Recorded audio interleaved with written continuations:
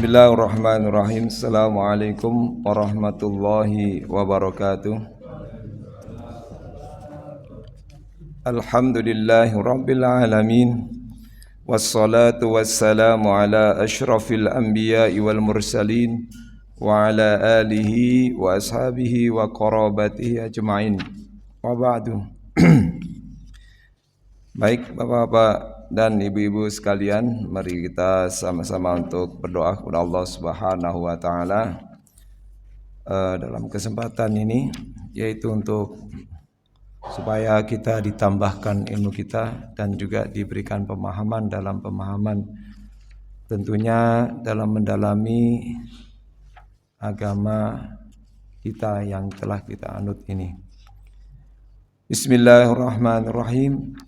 Allahumma anfa'na bima 'allamtana wa 'allimna ma yanfa'una warzuqna ilman yanfa'una. Rabbana zidna ilman warzuqna fahma.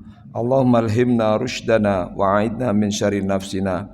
Rabbana atina fid dunya hasanah wa fil akhirati hasanah wa qina adzabannar. Walhamdulillahirabbil alamin. Baik Bapak-bapak dan ibu-ibu sekalian yang senantiasa insyaallah mendapatkan rahmat dari Allah Subhanahu wa taala. Pada waktu yang lalu kita bahas tentang khusyuk di dalam salat dan memperindahnya atau membuat salat kita menjadi lebih baik lagi dan lebih indah lagi. Kita sampai pada satu hadis pada saat itu, hadis tentang berkaitan dengan solat yang khusyuk. Hadis yang pertama langsung saja kita awali dulu ya dengan baca basmalah. Bismillahirrahmanirrahim. An Mutarrifin an abihi radhiyallahu anhu, dari sahabat bernama Mutarrif dari bapaknya radhiyallahu anhu, Allah meridhoinya, qala berkata, ra'aitu Rasulullah sallallahu alaihi wasallam yusalli wa fi sadrihi azirun ka azirir raha awil mirjali minal bukai, rawahuma ashabus sunan. Ini keadaan kondisi Rasulullah Sallallahu Alaihi Wasallam kalau sholat itu bagaimana kekhusyuannya. Jadi disebutkan oleh hadis ini yang diterima dari sahabat Mutarrif dari bapaknya. Jadi dari Mutarrif kemudian diterima juga dari bapaknya. Berarti kalau ini diterima dari sahabat Mutarrif ya, masih. Kalau dari bapaknya berarti menunjukkan bahwa ini hadis diterima dari seorang sahabatnya. Baik. Qala, ia berkata, ra'aitu Rasulullah sallallahu alaihi wasallam. Aku melihat Rasulullah sallallahu alaihi wasallam yusolli, beliau sedang salat, wa fi sadrihi, dan di dadanya atau di dalam hatinya. Ya, di balik dada. Ini kadang-kadang menunjuk dada itu artinya dalam hati. Ya, di Al-Qur'an maupun dalam hadis itu selalu ada satu kata yang disebut dengan sodrun. Sodrun jamaknya sudur, artinya dada. Artinya selalu dada itu disamakan pengertiannya dengan hati. Nah, sedangkan hati itu juga kita taunya hati itu kan ada di sini ya. Padahal yang dimaksud hati di sini sebenarnya sih ya jantung ya, di dalam jantung. Nah, hati ya mungkin dalam makna yang bukan sebenarnya. Artinya sinergi antara pikiran kita dengan hati yang tidak yang bukan makna aslinya atau yang dinamakan jantung ya, sinergi dengan itu semuanya. Kemudian tapi ini juga bisa dikaitkan juga dijadikan satu dengan makna kata hati itu sendiri, yaitu yang disebut dengan kolbu. Tapi makna kolbun itu sebenarnya adalah kalau dilihat itu jantung ya. Kolbun itu kan hati, jantung. Nah ini disebutkan di dalam dadanya, berarti di sini kan, bukan di sini gitu kan. Hati kan di sini ya, dada itu di sini kan, ya berarti yang di sini jantung. Ya. Kayak di dalam surat An-Nas ya, alladzi yuwaswisu fi sudurin nas, yaitu yang membisikkan ke dalam setiap dada-dada manusia. Sudur itu kan dada-dada manusia. Ya, karena di dalam dada ada qalbun. Qalbun makna hati yang artinya bolak-balik. Qalb ya. Ya, yang berbolak-balik. Kadang senang, kadang suka, kadang benci, kadang cinta. Ya. Kadang malas, kadang semangat. Nah, itu di sini itu ada. Ya. Nah, di situ selain dipengaruhi oleh nafsu kita yang memang itu merupakan satu potensi ya. Kan disebutkan di dalam Al-Qur'an ya. Wa nafsi wa ma sawwaha, dan di dalam jiwa serta penyempurnaannya. Allah sempurnakan jiwa itu, nafsi wa ma sawwaha. Fa alhamaha fujuraha wa taqwaha. Lalu Allah mengilhamkan kepadanya dalam jiwa itu, dalam dia bisa juga dada, sinergi antara pikiran dengan dada. Nah itu apa? Hawa. Ya, wa nafsu ma sawa fa alhama fujuraha.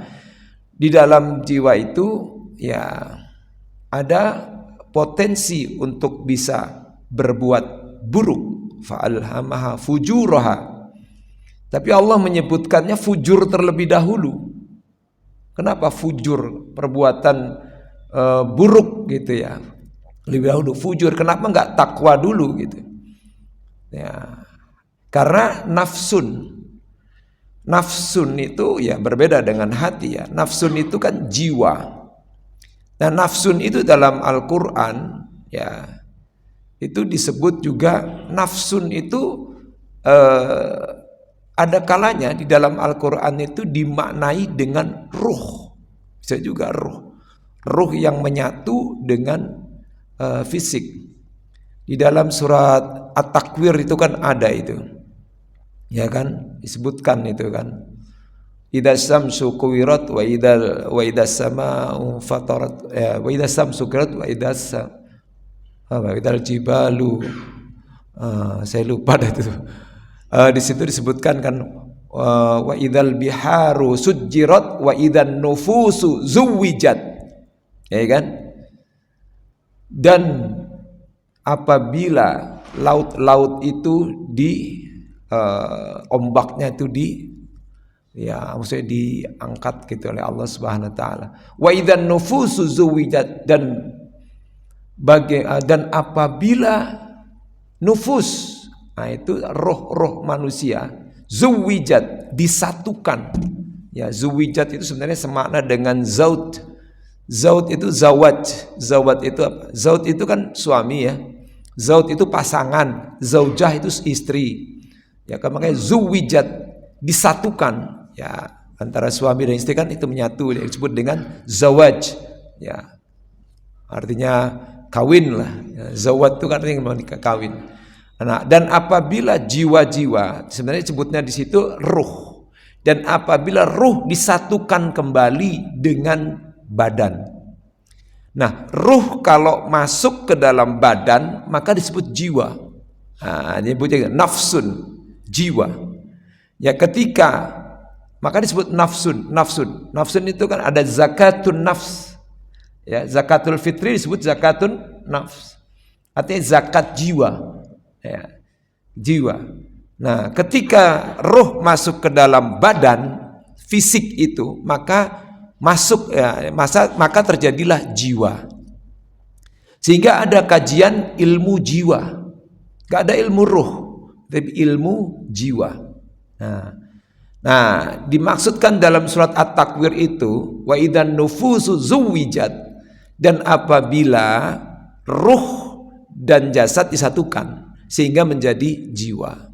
Makanya nufus disebutnya disatukan. Tapi di situ diartikan di dalam arti itu di alam Al-Qur'an ya, mungkin berdasarkan Departemen Agama ketetapan itu diartikan bahwa dan apabila ruh-ruh itu disatukan kembali ke dalam tubuh.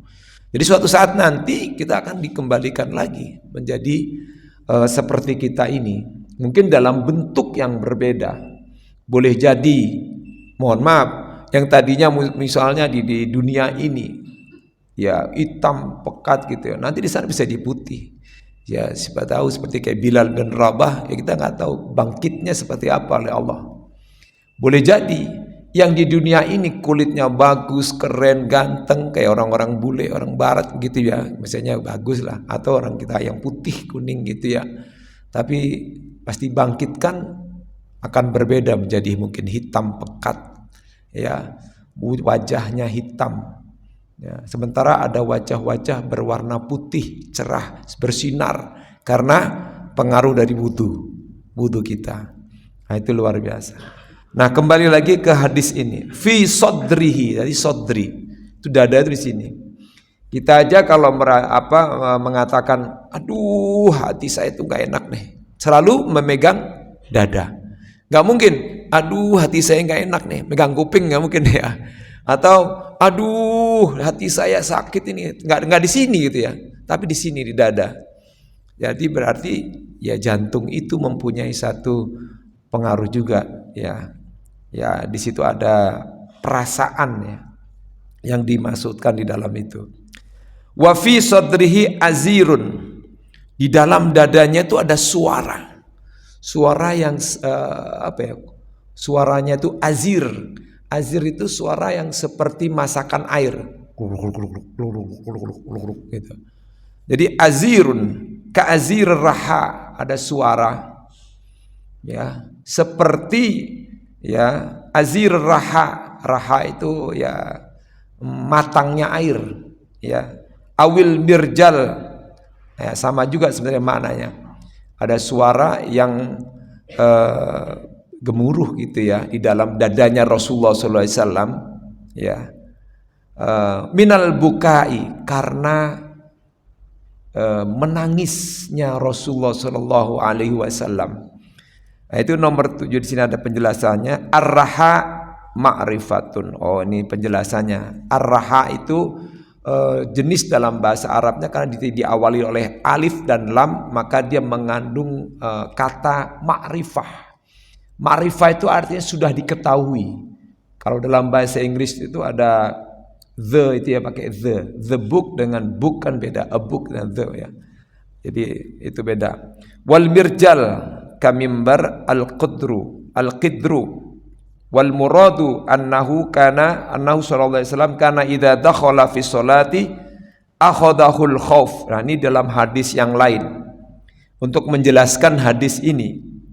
Dalam riwayat lain disebutkan apabila Rasulullah masuk ke dalam sholat atau ya masuk ke dalam perbuatan sholat, memulai untuk melakukan perbuatan sholat ketika habis takbir ya, Allahu Akbar, akhadahul khaufu, beliau langsung mulai muncul rasa takutnya. Jadi kalau akhoda itu sebenarnya mengambil, al-khauf itu takut. Jadi begitu cepatnya hati Rasulullah itu sehingga seolah-olah itu takut itu langsung menangkap Rasulullah, gitu ya. Makanya akhoda, mengambil cepat gitu. Jadi Rasulullah tiba-tiba langsung rasa takutnya luar biasa pada saat beliau lagi sedang sholat itu. Ya, disebutkan hatta yasma'alahu sautun, sehingga ya yasma'u, jadi sehingga terdengar ya, orang tuh mendengar, lahu darinya, sautun dari dadanya, sehingga terdengarlah suara, satu suara kasautir raha, seperti suara gemuruhnya air mendidih. Saking takutnya Rasulullah. Nah ini saking takutnya Rasulullah sallallahu alaihi wasallam. Awil qidrul ladzi yaghla 'alan nar. Jadi seperti juga gambarannya ini bagaikan tempat panci yang diisi air di atas kompor yang sedang dimasak. Nah ini disebutkan begitu, di atas api. Jadi mendidih yang luar biasa. Nah, khosyatum minallahi ta'ala. Beliau takutnya luar biasa kepada Allah subhanahu wa ta'ala. Khauf itu takut ya. Salatul khauf, salat karena rasa bukan ya, kekhawatiran ya. Salat dalam keadaan perang, ya khauf. Nah, tapi di sini ada kata khosyah. Khosyah juga artinya takut. Jadi khosyah itu maknanya tahu, tapi lebih tinggi khosyah ini. Artinya lebih takutnya itu dengan Allah Subhanahu wa taala, yang takut yang sangat luar biasa. Khosyatam minallahi taala. Wa fihi annal bukaa la yubtilus sholata mutlaqan. Di dalam hadis ini mengandung makna fikih bahwa menangis di dalam sholat itu tidak membatalkan sholat. Jadi bapak kalau atau ibu ya sholat sunnah tahajud, kemudian sampai menangis merintih di dalam sholat kita itu, sampai banyak meneteskan air mata, mengingat dosa-dosa, mengingat akan kematian, mengingat bahwa kita tidak ada apa-apanya di hadapan Allah Subhanahu wa taala. Ketika dicabut roh kita, maka semuanya habislah, tidak ada apa-apanya. Dan di saat itulah yang disebut dengan hatta atanal yakin, sehingga kami datangkan sesuatu yang sangat yakin, yang sangat pasti, yang membuat orang itu takut dan membuat orang itu tidak bisa berbuat apa-apa lagi. Sudah saatnya. Nah di sana disebutkan di dalam satu kitab ya, saya tak lupa kitabnya, bahwa yang disebut dengan rasa takut yang luar siksaan di dalam kubur itu ada dua makna. Siksaan yang pertama ya, yaitu siksaan tidak dapat menjawab soal-soal yang diberikan oleh malaikat. Itu siksaan yang pertama. Perasaan yang sangat menyesal yang luar biasa, tidak bisa menjawab yang begitu luar biasa. Dan siksaan yang kedua adalah siksaan yang terkait dengan amalan-amalan dia pada waktu di dunia. Nah, itu ada dua siksaan atau dua rasa takut yang sangat luar biasa ya, yaitu takut pada saat nanti pertama tidak bisa menjawab pertanyaan malaikat mungkar nakir, dan yang kedua takut dengan segala amal segala amal yang pernah dibuat di dunia. Jadi terkait dengan amalan di dunianya, itu yang dikhawatirkan. Karena di dalam alam barzah atau alam kubur kita itu penantiannya luar biasa panjang bagi yang panjang dan singkat bagi yang singkat ya. Ada yang panjang banget, perasaannya lama sekali, tapi ada juga yang singkat ya, seperti Nabi paling ya tidak lama perasaannya. Nah itu semua tergantung daripada amalan-amalan itu. Nah oleh karena itulah di sini dibolehkan menangis. Menetesnya air mata itu tidak membatalkan sholat. Ya, orang senggukan seperti kita pernah dengar ya, imam-imam di Arab gitu ya. Ada juga kayak Abdurrahman Sudais juga pernah saat-saatnya menangis. Ada juga imam-imam Suraim juga pernah menangis juga. Ya, mengapa menangis? Karena dia tahu artinya. Begitu pada saat yang menyebutkan ayat-ayat tentang azab, ayat-ayat tentang surga, ayat-ayat tentang neraka, langsung menangis sesenggukan, sehingga sampai kayaknya berhenti, tidak bisa melanjutkan sementara. Setelah itu baru dia bisa melanjutkan lagi. Ini luar biasa Ya, oleh karena itu memang penting kita tahu artinya, itu penting. Ya, tahu arti lalu kita hadirkan Allah dalam tubuh kita, dalam jiwa kita, dan kemudian kita timbulkan rasa takut kita yang begitu luar biasa di hadapan Allah Subhanahu wa taala. Ya, takut nggak bisa menjawab pertanyaan di dalam kuburan, takut akan segala siksaan yang terkait dengan amalan-amalan ketika di dunia. Nah ini Rasulullah nih, kondisi Rasulullah sholat itu seperti itu. Jadi sampai sahabat sendiri yang ada di sekitarnya itu mendengarkan suaranya. Sekaya apa ya? Suaranya itu kayak masakan air yang sudah matang. Nah, itu luar biasa. Wa yu'ayyiduhu hadithu Ibnu Hibban, ma kana fina farisu yaumi ya badrin ilal Miqdad bin al-Aswad. Nah, ini ada satu riwayat ya di dalam saat perang pada saat perang Badar. Ya, di suatu tempat itu ya ada seorang sahabat ini ya, Miqdad bin Aswad itu. Nah, beliau mengatakan wa ra'aituna wa ma fina qaimun illa Rasulullah sallallahu alaihi wasallam tahta syajaratin yusolli wa yabki hatta asbaha. Aku ya wa ra'aituna wa ra'aitana, engkau melihat kami dan kita semuanya sedang berdiri pada saat itu. Nah, kecuali Nabi Muhammad SAW di saat malam hari itu Nabi Muhammad tuh sholat sedang sendirian, sholat tahajud ya, tahta sajaratin, di bawah pohon, yusolli wa yabki hatta asbaha. Jadi beliau itu sholat tahajud sambil menangis. Jadi ini dengan fi'il mudhari ya, yusolli, sedang sholat ya, wayabki, dan beliau juga menangis terseduh-seduh ya, terus menerus menangis dalam sholat tahajudnya, hatta asbah, sampai subuh, sampai menjelang subuh atau sudah pagi lah ibaratnya.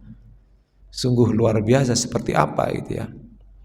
Tapi ini juga ada juga wa ma fina qaimun, berarti para sahabat juga mengikutinya di belakang.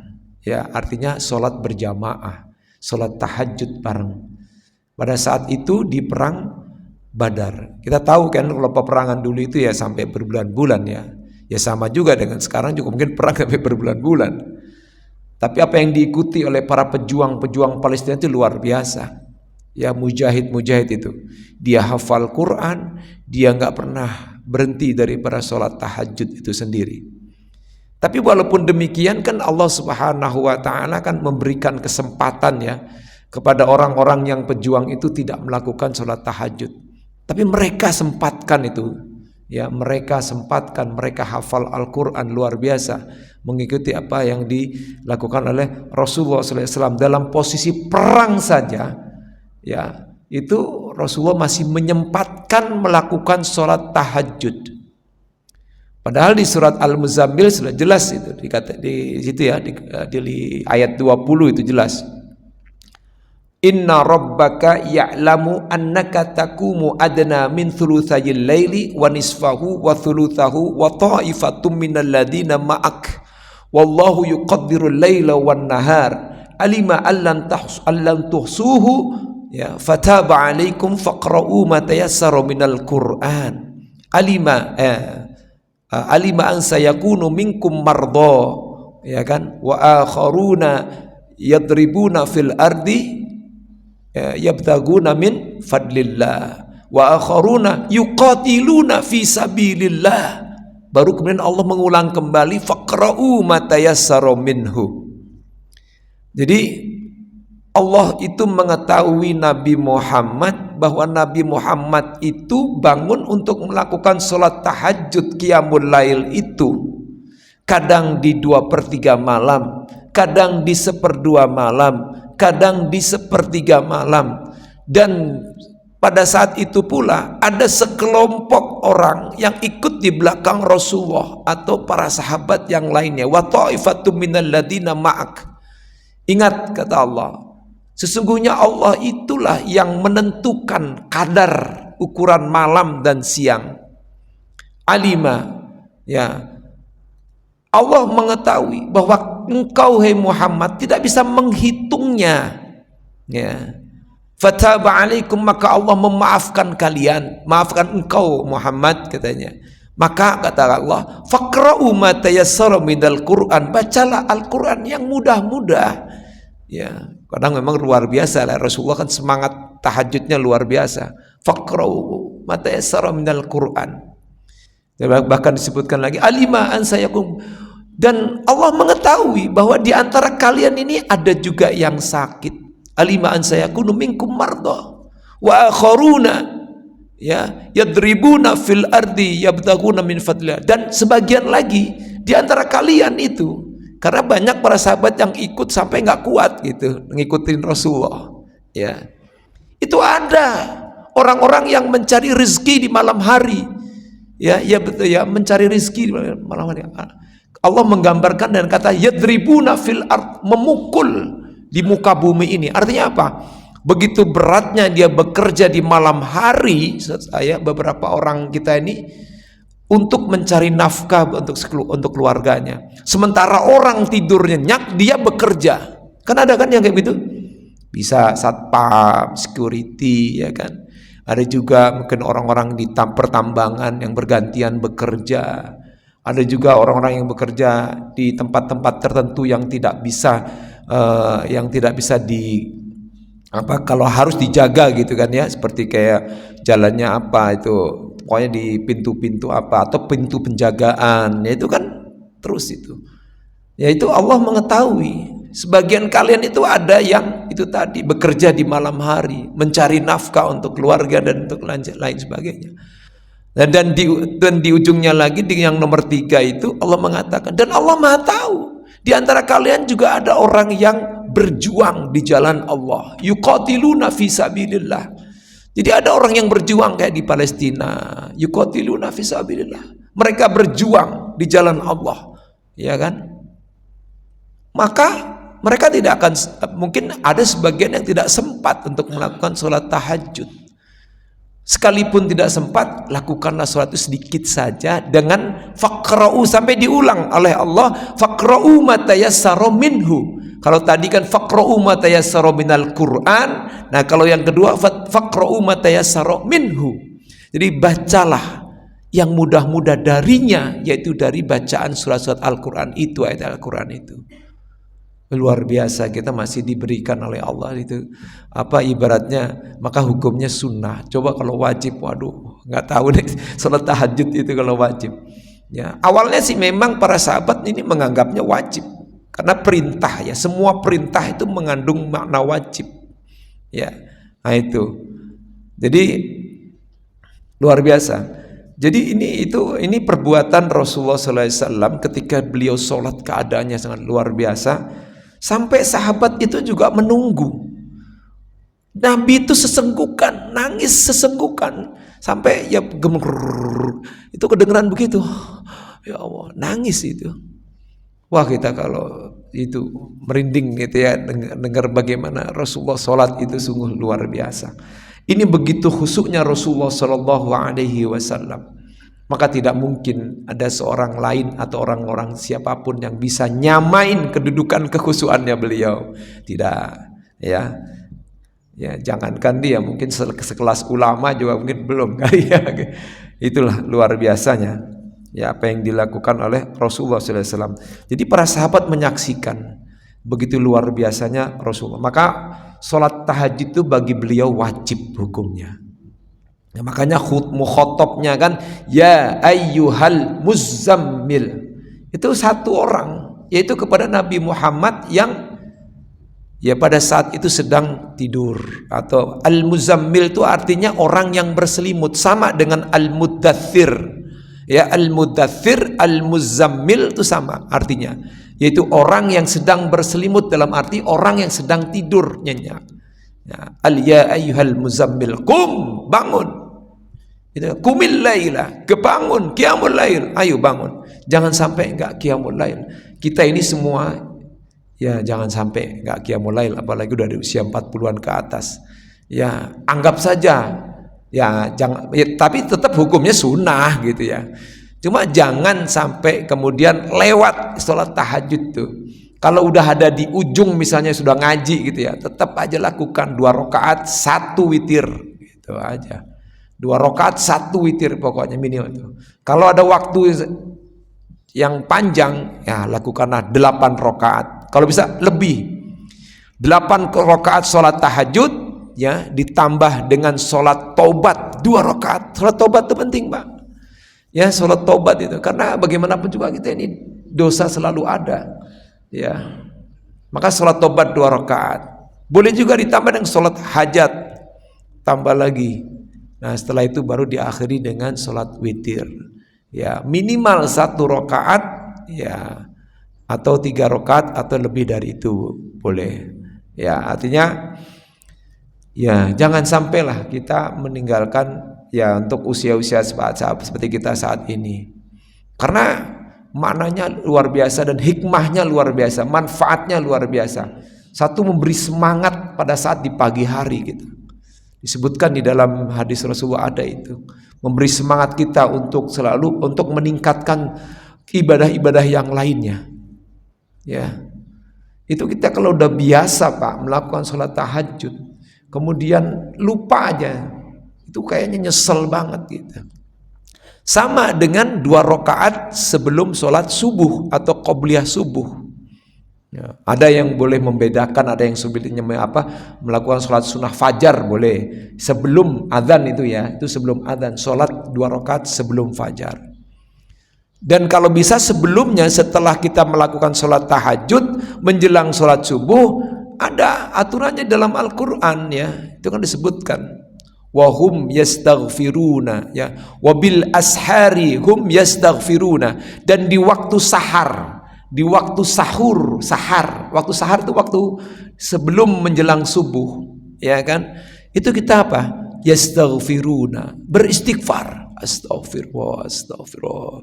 Ingat dengan sayyidul istighfarnya boleh silakan dilakukan sayyidul istighfarnya. Mohon ampun, ingat-ingat dosa-dosa kita. Waktu kita kecilkah barangkali kita meninggalkan sholat kita, kita lupa kita. Waktu remaja kah mungkin kita ingat tuh remaja kita enak-enak aja kita nggak sholat. Kita ingatnya kapan nih? Jangan-jangan udah usia tua atau sudah berkeluarga. Nah ini, jadi penting juga. Ya, baik kita lanjutkan. Begitulah kondisi keadaan daripada Rasulullah Shallallahu Alaihi Wasallam itu sholat tahajudnya. Ini beliau ini dilihatnya dalam sholat tahajudnya. Ya sholat berjamaah ya, kalau ini disebutkan sholat tahajud ya, kalau berjamaahnya ini tidak disebutkan. Tapi boleh jadi beliau juga ada rasa itu tadi ya, bergemuruhnya itu. Al-awwalu bisanadin sahihin wa tsani bisanadin hasanin. Hadis ini ya, hadisnya sahih ya. Kemudian nanti ada hadisnya ini dan hadis yang kedua, maksudnya hadis yang ini ya. Yang pertama itu la tuju sholatu rajul hatta yuqima dhahru fi ruku'i fi sujudi, itu sahih. Ini juga ini disebutkan hasan. Hasan berarti tingkatannya di bawah sahih, tapi dia menjadi ya hasan masih bisa dipakai untuk menjadikan hujjah atau argumentasi. Rawahu ashabus sunan, diriwayatkan oleh imam sunan perawi hadis. Sunan di sini ada 4 ya. Sunan Abu Daud ya, Sunan Abu Daud, Sunan Nasai, Sunan Tirmidzi, Sunan Ibnu Majah. Nah, itu yang disebut dengan sunan.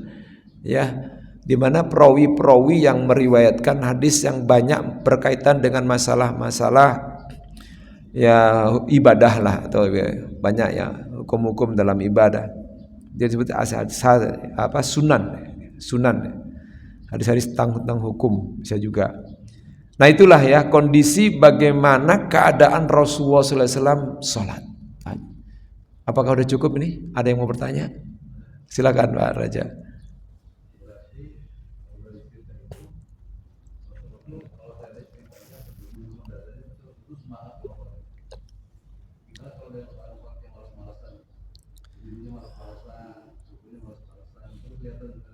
Iya.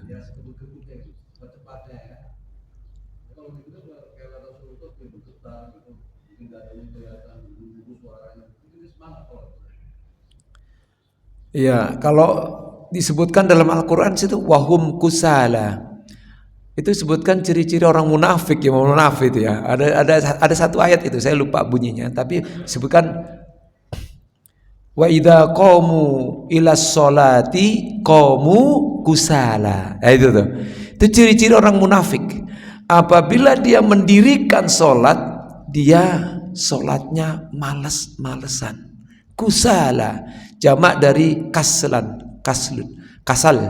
malas. Jamaknya kusala. Ya, orangnya itu orang-orang munafik ciri-cirinya adalah apabila mendirikan sholat mereka sholatnya males-malesan. Gitu. Boleh jadi sholatnya itu mungkin pengen dilihat orang atau ria atau sum'ah ya. Ria itu pengen dilihat orang, kalau sum'ah pengen didengerin orang baik gitu ya. Nah, itu sum'ah. Sama maknanya dengan ria. Ya, kalau ria itu dilihat, kalau sum'ah itu diomong-omongin. Nah, dianya itu denger gitu. Dia ngomongin, Pak itu tuh rajin banget itu tuh rajin sholatnya. Nah, itu dia seneng ya. Oh, didengerin. Itu namanya sum'ah. Ya, semacam ria juga. Nah, itu ciri-ciri orang munafik sebut dalam Al-Qur'an tuh. Ya. Wa idza qamu ila sholati qamu kusala. Dalam Al-Qur'an disebutkan seperti itu. Apabila mereka orang-orang munafik itu mendirikan sholatnya itu malas-malasan. Apakah sah sholat yang dilakukan itu? Sah secara fikih. Dia sholat syaratnya mungkin sudah wudhu, ya, terus terhindar dari hadas dan najis, kemudian tertutup auratnya. Cuma itu tadi dari segi afdolnya, yaitu kurang afdol lah ibaratnya, karena ada rasa malas. Rasa malas ini sebenarnya timbul dari nafsu yang kemudian ya ditunggangi oleh setan, yang disebutkan dalam surat An-Nas, alladzi yuwaswisu fi sudurin nas, yang membisikkan. Nah, setan ini disebutkan dalam surat An-Nas minal jinnati wan nas.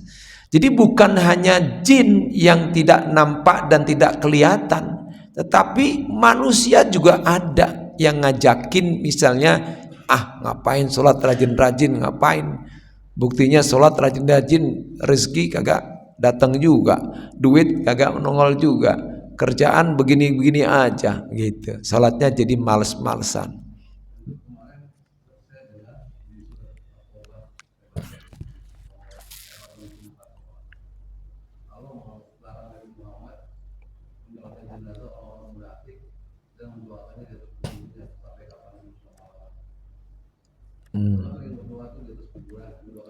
Iya. Atau betul. Oh gitu. Kalau itu kan dalam Al-Quran ya, itu munafik yang jelas-jelas kafir, Pak. Karena kan surat At-Taubah itu kan kita ya dilarang untuk ya istilahnya baca basmalah kan. Baca basmalah dilarang ya, betul. Langsung a'udzubillah kan. A'udzubillahi minasyaitonirrajim. Langsung bara'atum minallah kan gitu kan. Karena di dalam surat At-Taubah atau surat Baro'ah, ya, penyebutan surat Taubah atau Baro'ah sama. Baro'ah itu artinya bertaubat juga, ya. Ya, taubah juga artinya taubat atau kembali kepada Allah, ya, taubat ya. Di dalamnya itu isinya kecaman Allah terhadap orang kafir. Pertama orang kafir, Pak. Kafir, musyrik, dan memusuhi orang Islam. Dan tentunya orang kafir, orang musyrik yang juga munafik juga. Dia bisa masuk ke dalam seolah-olah dia seperti kalau dulu itu kita kenal Snoeckhoorgronye. Snoeckhoorgronye itu kan ciptaan Belanda itu, ya, yang ditugaskan untuk mengamati gerak-gerik orang Islam yang ada di Aceh ya pada saat itu. Kalau nggak salah dia penelitiannya di Aceh itu ditugaskan lah. Bahkan sampai dia dihajikan kalau nggak salah ya. Dan dia punya nama Islamnya ya Ghaffar ya, Abdul Ghaffar kalau nggak salah ya. Itu. Nah itu diteliti oleh seorang Profesor UIN saat itu, saya kenal banget waktu itu. Walaupun saya belum kuliah waktu itu, kalau beliau ceramah tuh tentang itu Sunan Gunung gitu. Itu oleh Profesor Dr. Akip Suminto. Saya ingat banget itu. Ya, Profesor Dr. Akip Suminto. Jadi dia disertasinya tuh tentang sepak terjang Senogordonya dalam rangka menjatuhkan umat Islam, kekuatan umat Islam yang ada di Aceh, sehingga sampai berhasil membuang Cut Nyak-Din ke Sumedang, ke tempatnya Pak Haji Yahya. Dikuburnya di situ Pak Haji Yahya di Sumedang kalau nggak salah ya. Cut Nyak-Din dia bener di Sumedang kan ya kuburannya. Jauh banget itu dibuang ke sana itu ya. Nah, orang Belanda itu seperti itu. Jadi luar biasa itu. Jadi seperti layaknya orang soleh, seperti orang sholat, itu juga disebut orang munafik, Pak. Tapi dia punya ya labelnya pertama kafir, ya kan, musyrik. Nah, tapi kalau munafik dari orang-orang Islam, nah ini masih muslim, dia tidak kafir, hanya cukup bertobat kepada Allah Subhanahu wa taala. Dan orang yang seperti ini dalam kelompok mazhab Syafi'iyah tetap masih disolatin lah ibaratnya. Persoalannya dia itu nanti misalnya dia melakukan perbuatan yang itu urusan Allah. Tapi tugas kita kan kena hukuman juga yang disebut dengan fardu kifayah. Kalau kita lihat kita kenapa kalau kita nggak ngurusin, ya khawatir kita dosa semua nanti, ya kan, gitu. Seperti ya kemarin saya dengar itu ada di TikTok itu, bagaimana di dalam sekelompok keluarga non muslim ada satu orang sudah masuk Islam. Ini pernah terjadi juga di sekolah saya, itu pernah terjadi. Jadi ada murid ini dia mamanya itu minta tolong gitu ke sekolahan. Akhirnya teman saya berdua yang mengurusin. Jadi kakak-kakaknya, adiknya itu non muslim semua, suaminya yang meninggal. Dia sudah masuk Islam. Ya, saksinya istrinya sendiri. Tapi keluarganya memaksa dia itu dikremasi. Wah, itu dikremasi. Nah, menurut ini ya, pendapatnya Ustaz Abdul Somad mengatakan, kalau ada orang Islam mengetahui keadaan seperti itu dan dia tidak berusaha untuk meraih jenazah itu, maka berdosalah semua orang yang ada di situ, orang Islam yang ada di situ. Begitu kan katanya.